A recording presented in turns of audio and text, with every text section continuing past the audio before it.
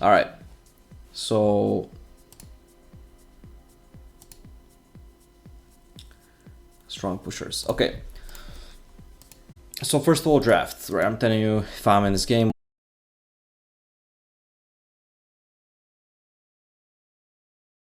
So if I'm playing Lion, first thing I see this Nature's Prophet, I get pretty sad because Lion can't do shit against Nature's Prophet. Right? Treants come pushing the lane, and what do you do as a Lion? Pretty much nothing. Takes you like 12 years to kill a normal wave. Let's stand if there's Treants there. Enigma, okay, Enigma is a hero that needs to get bursted. Lion is pretty good at like catching and bursting people. PA, it's all about, disabling her before she catches you. Same with the Puck, right? If you hex these guys first, they're slippery, squishy heroes. You could take them out real quick. It can be pretty nice. But if you fuck up, or not if you fuck up, if they just get the jump on you, then you're just dead, right? Nothing you can do to respond. This happens very quick. And then there's the Pugna, obviously quite an interesting hero. The Nether Ward can be a real issue later on. That's something to keep in mind, because especially when it's maxed, 1.75 damage per mana. Your finger costs a lot. It's like 400 at level 2. So already at level 2, 400 times 175, that's like 700 damage you're taking if you use finger under the ward. If you use your 3 spells, you might just die from the Nether Ward. It's like 1k damage. That's pretty spooky. Then looking at our team, okay, who can you kill with? Right, so obviously Zeus, that's pretty nice. You doesn't even need to be there. Just blink hex, do your combo, and then there's a Nimbus which pops like 2-3 times between the disables. You could get kills. Obviously Nature's Prophet can kind of ruin that if his treants are nearby to tank the Nimbus. Legion, gotta be careful not to stun or hex people, especially hex people in the duel, because then you're like helping them. They don't proc Blade Null or the passive, but you can finger the dual target to secure kills. With Tusk, pretty decent combination. Ember as well. It's not amazing combos, but they're alright. Key thing to note here is that Tusk also not the best wave clear. He didn't even take snowball damage, so yeah, not the best wave clear with this support duo, which means you guys could have trouble with the Nature's Prophet split push. Let's actually jump into the game. So when we're looking at hard support replay, generally speaking, especially because this is a quick 15-minute one, I'm gonna skip through the laning stage, see if there's anything super crazy going on. And we're gonna be looking at your first rotation, like when do you actually leave the lane to do something.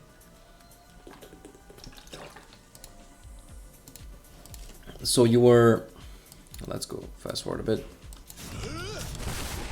Lion Ember versus Enigma Nature's Prophet, right? The two guys with summons, right? They put them against you on the lane. Makes sense. So Enigma Nature's Prophet, I guess they were kind of sharing farm. They're both pre-farmed, you're far behind them, but that's quite normal. However, Ember is top net worth. Quite a far ahead of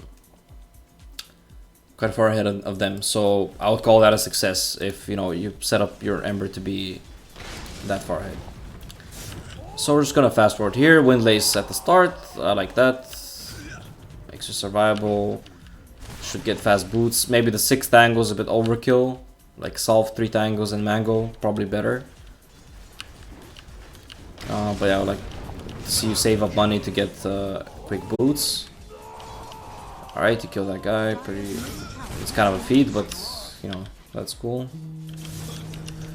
I believe we did like 34 minutes, so it's like 11 minutes left of this. So where were we?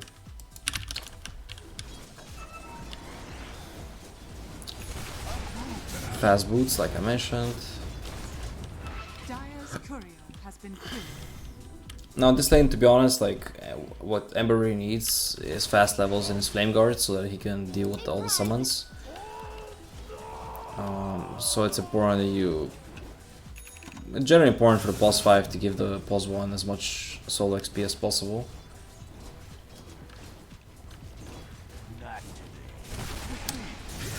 So even though they're applying pressure with the summons and they're pushing, and you might feel like, oh, I can't pull because of this. Radiant's courier has been killed. You should still try to get pulls. You could do like a single pull on a small camp, right? Just to get a double wave. That way you can, you know, shove out, right?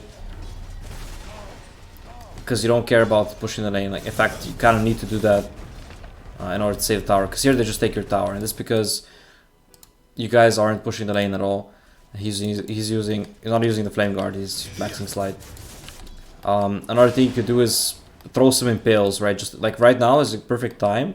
If you impale the whole creep wave and the 2 heroes, right? It's a little bit of harass, and you could actually get some wave push back the other way, right? Because if you're just holding on to the impale, not using it, you know, you're never gonna match their wave push, right? They're just killing your creep wave, and you guys are just kind of watching them, right? That happened here. It's happening here. As support, okay, you get some hits on the Enigma, but it's not enough. Like, you don't want this to happen where you're just kind of watching them. Like, just click your spells, man. Like, again, same scenario here. They're super lined up. Easy impale. Just use the impale, shove the wave a bit, get some damage in. Alright. Again, 140 damage, not impressive. That's why line is not so good, but it's better than nothing. Yeah, either that or you do a single pull to get a double wave afterwards. Although at this point already it's kind of hard to accomplish that. Because yeah, what happens here is that they end up kind of double waving you. Also, I don't know why you go all the way back here to get your boots. You like waste a lot of time for no reason. And in the meantime, they're like casually tower diving, hitting your Ember, and basically just end up taking the tower, right? Ember struggling to defend because he has level 1 Flame Guard. So yeah, denying the tower 5 minutes feels bad, but that's just because they actually took it before the catapult even arrived. Yeah, just have to be a little bit more aggressive and use the impale more, especially Earth Spike. Sorry, not impale. Especially when you have, you know, you're playing line, you have mana drain, right? Nothing's stopping you from doing that. So here you think about rotating, and then you decide not to. Generally speaking, the best time for support to rotate is right about now to secure the 6-minute mid rune. Right, you check the top rune, mid hero checks the other rune. In this case, just was rotating, whatever. Also, this gives you opportunity to steal their bounty. And if you're rotating mid, this is very, very important. Ah, okay, you thought he has ops. Yeah, sure. But if that happens, I mean, like you could, he's playing on the lane, right? Like he's busy right clicking. You can see him if you could see if he starts teleporting or not. And the moment he starts teleporting, you just send your courier back. That's all. Don't need to waste so much gold or time just to prevent the courier getting sniped. As a Pos5, you obviously want to be rotating mid sooner or later. You want to let your carry farm. Don't need to. You're only playing with the carry in early game, right? The carry is supposed to be farming. For him to farm, you need to make space. To make space, you need to play with one of your other cores, your mid or your offlaners, so that you're applying pressure, so the carry has space to farm. And generally speaking, it's easiest to rotate mid because you're on the side lane, right? To rotate bottom, you need to go all the way there, you need to TP, right? It's bigger commitment. So it's this very nice rotation, 6 minutes. Check the real rune, see if you can steal the bounty, and also wrap around mid from behind. This is very, very key. It's very different if you rotate mid from behind or from the front. Yeah. Yeah, you did end up kind of doing that, but it's just a little bit late, first of all, and second of all, you're going from your half of the map, not sure why. There's basically no need for that, yeah. Here, okay, you killed the Enigma. Mana drains some creepiers, so you actually have mana for both spells. I guess you kind of do, but yeah. Here the neutrals, you thought they had a ward because neutrals hit, but the neutrals, you know, they're neutrals, so yeah. Don't need a ward to hit you. Is under attack. And this ward is also very defensive. Like, why do you need such a defensive ward? Ember is an aggressive carry. He shouldn't be AFK farming camps here. This is general rule. Always place aggressive wards instead of defensive ones, right? Because let's say Puck wants to make a move mid, it's better to see it happening from here than once, you know, he actually reaches your jungle. So always higher value on offensive wards than defensive ones. So why not, they could, for example, ward their triangle, right? Or ward here. This is a very nice move. Check the bounty, steal the bounty, move mid like this, and you put this ward as your Dire, right? This is usually the Radiant ward, but if you're Dire, you put this ward. It's a super nice move because, you know, it's less likely to get dewarded. They're gonna be expecting it to be on your side. There's no mid anyway, so you took the XP. Yeah, that's obviously a good idea as well, right? If mid is empty, just go there and grab the XP. That's fine. But you still kind of missed out on, you know, the aggressive ward, stealing the runes, checking the runes, etc. Runes are a big deal and they're your responsibility as a Pos5, just as much as it is the mid's responsibility.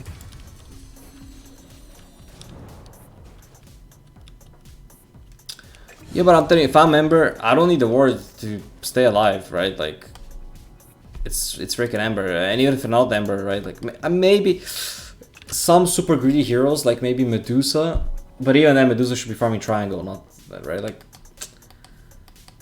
I know a lot of people cry about wards and they want wards, etc. But again, aggressive wards, they're good also defensively because you still see the enemy coming before they come, and they're good obviously offensively if you're trying to make a move.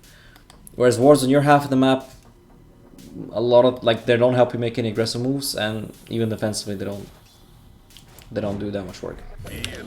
So here rotate, help him kill the next prophet. Alright. He's actually going Battle Fury, super shitty build, but we're not focusing on Ember right now. Alright, this is 100% a mistake. You see that your Zeus is coming, that means you should stay in the trees. There's no reason for you to show. First of all, you're not going to steal Zeus's creeps, right? So if you're not taking his creeps, there's no reason for you to show yourself. This is also very key. When you're playing Pos5, important lesson. Don't show yourself for no reason. Okay? Showing up, hitting the creeps, especially with a hero like Lion that doesn't really wave clear particularly well. Alright? But no matter what hero you're playing, every time you show yourself on the creeps, like, you're losing something. Right? You're giving the enemy information, so you're losing something. And you need to be getting something in return. In this case, if there's a core hero on the lane already, never ever show yourself. Because there's nothing you could possibly be gaining. See, like, maybe if you hit, the Puck will try to kill the Zeus. Right? And then you're in the trees, boom. That's a turnaround. You know, you kill the Puck, you save the Zeus. The moment you show yourself, Puck backs off right away. Right? It's like, oh shit, there's two heroes, let's get out of here. Right? So yeah, never show yourself for no reason. That's basically it. Okay, stack some Ancients. I guess Amber with Battle Fury might farm them eventually. Okay, you want to stack, then you want to rotate bottom. That's cool. One problem is you're not looking at bottom at all. The moment you have the idea of going bottom, your camera needs to move there and you need to click on this PA, click on this Pugna and see what's going on. Click on your allies as well. Again, Pos5, you have quite a bit of downtime because you're not farming usually. So for example, instead of this whole move, what you could have been doing is you could have been standing here and clicking on these guys to get info. Even now, like, when you're moving, you have time, right? You don't need to look at your hero how he's moving. Oh, but I just want to point out those 6 tanglers you bought at the start, you didn't use a single one, so maybe gift some to Ember, or yeah, it would have been better to have less. Or I don't know if you rebought them later, but yeah. So now's the time, while you're waiting to stack, okay, you buy some items, cool. Look at bottom, right? Click on these guys. Okay, PA, Power Treads, Possess Mask, Claymore. This is pretty important to know. Does he have a magic wand or not? Okay, you get the for MP, very good point, but that's why you buy a Quelling Blade. right? It costs a little more than 1 tango and it's infinite casts. Get a Quelling Blade. It's pretty good on supports anyway because it can help you also juke, right? It can help you put wards in some spots, right? For example, you know, you could cut one tree and then place a ward, right? Like you can cut this tree and then put a ward here, shit like that. So, especially against Nature's Prophet, good point, but that's why you buy Quelling Blade, and you can buy Quelling Blade pretty much any game on support, it's not bad. Later on, obviously. That's another point. When you have 4 empty slots, you want to fill them up with value items. Like the Raindrop, very good to buy Raindrop. But you could also get a casual Windlace, get a casual stick. Maybe not all 3, that's a bit overkill. And you want to be saving up for Dagger. Yeah. Alright, so now there's bottom. The problem here is you're running in, but you have no idea like who has what items. So you can't really tell who's, you know, how strong people are, etc. Also, you're running in without mana for at least these 2 spells, which is a bit of a problem. That's why it helps to have some casual clarities on you. If you don't get the chance to mana drain, at least you got your spells. For example, you know, Legion has Phase Boot, so he's a bit of extra armor. But you gotta be able to estimate this stuff. Pugna level 5, is he level 5, is he level 6? What kind of items Nature's Prophet going for? Gotta be aware of all these things. Okay, so he's stunning that guy. Try mana drain him a bit, but yeah, now the Nether Ward burns your mana. So, see, this is a really big deal because if you had Hex here, that could be a 2nd kill easily, right? You hex the Pugna, Pugna's dead. So, definitely a problem that you didn't have mana there. Now Puck rotates. You're going back in, but you still have mana for just 1 spell.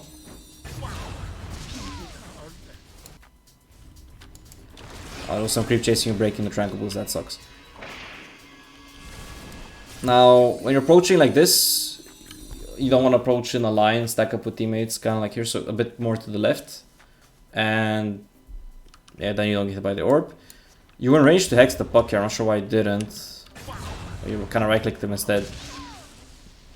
Yeah, just throw the Hex there. Obviously you want to lead with Hex against Puck because it's insta-cast. And now you run right.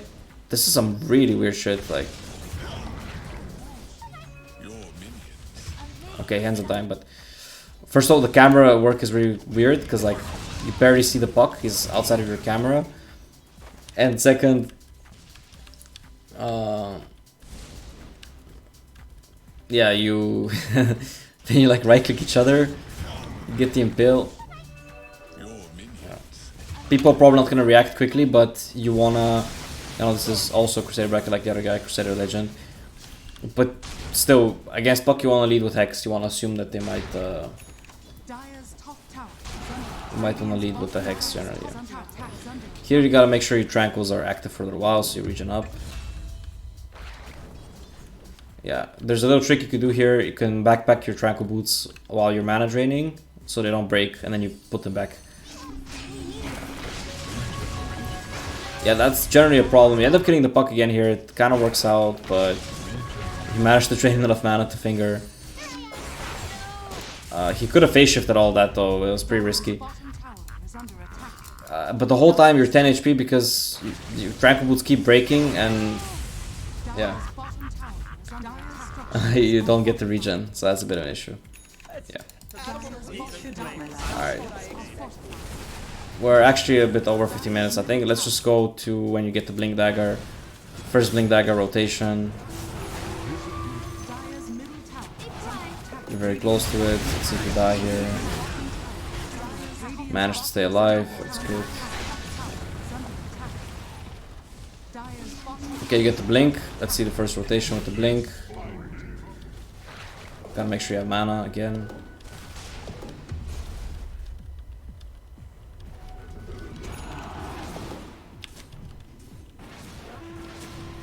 Ah shit, barely missed their ward, that's a bit fortunate.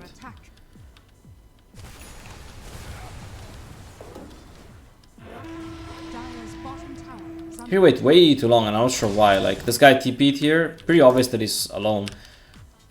Your Hex is 2.5 seconds, the Impale is 2.6. That's 5 seconds or more than enough for your Legion to reach and blink duel. So yeah, just gotta go here, like blink Hex, and that guy's dead. I'm not sure why you wait for the Legion to be first, when that's kind of your job with the blink. Yeah, ends up getting out. Also, after that happens, you don't want to show your blink like that on the creeps. Yeah. I wouldn't really go Axe, gives you wave clear, but you need, I'd say, at least a Glimmer Cape to stay alive against these heroes. Because right, you have no defensive item. Once again, showing yourself farming creeps. This is not good. Like, you can just die like this so easily. Like, one PA kills you. Almost all the heroes can solo kill you. So, like, you don't pick Lion to hit the creeps like this. And if you do, at least impale to make it quicker. All right. Still nobody punishes you. Okay, pretty decent targeting. Hex one guy, impale to finish the puck. Yeah. Here is just a little bit slow. When your spells are cooldown, don't YOLO in, right? Because impale in 3 seconds, blink in 5. You don't need to be in melee range while that's, you know, loading up. So just step back until you have things ready. Yeah. Alright. Let's call it here. I'm pretty sure we did like 20 minutes or more. But yeah, I gotta go. Quick summary though. Rotate for the 6-minute rune and the 6-minute bounty rune and go mid to gank. Try to give your safe laner as much solo XP as possible. Yeah, forget you have right click attack as a Lion. If you're support without wave clear, like Lion, Bane, etc., then just don't hit creeps. Lane creeps at least, especially. Be patient in fights. After you jump in and use your spells, or walk in and use your spells, whatever, just step back and wait for them to get off cooldown. Like, don't YOLO run in with everything on cooldown just to die. Wait till your cooldowns are up again, and then you go in again.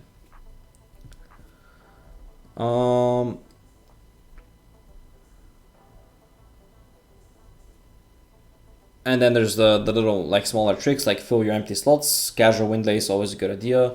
Make sure you always have mana and HP, right? Get clarities, especially Lion, right? Kind of no excuse to be out of mana.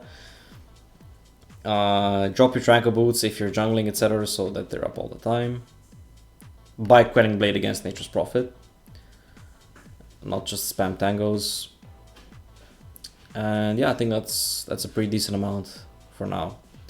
Yeah, let me know if you wanna do full replay analysis. Thanks for watching, guys. Sorry I have to cut it off kind of quick like this, but yeah, it's 6-hour stream today, quite long. Gotta go now, gonna eat and everything. Yeah, GG's, thanks for watching, everybody, and I'll see you guys next time, probably tomorrow.